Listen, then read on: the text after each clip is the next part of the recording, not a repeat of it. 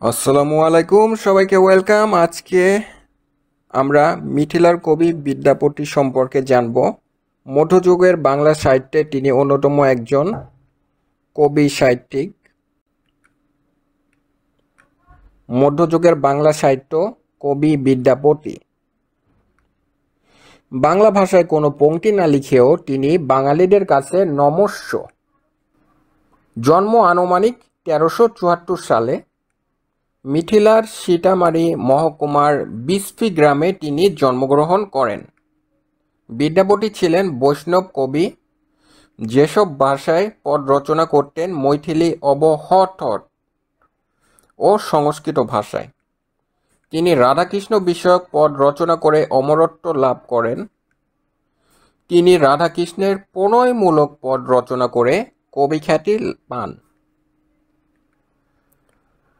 তিনি চৈতন্য পূর্ব যুগের বিখ্যাত পদাবলী রচনা করেন। রাধাকৃষ্ণের প্রণয়মূলক পদ রচনা করেন ব্রজবুলি ভাষায়। ব্রজবুলি ভাষা বলতে বোঝায় বাংলা প্লাস মৈথিলি, এই দুটি ভাষার সংমিশ্রণকে ব্রজবুলি ভাষা বলা হয়। বাংলাদেশের বিদ্যাপতির সব পদই রাধাকৃষ্ণ বিষয়ক। রবীন্দ্রনাথ ঠাকুর তাকে রাজকণ্ঠের মণিমালা হিসেবে অভিহিত করেছেন।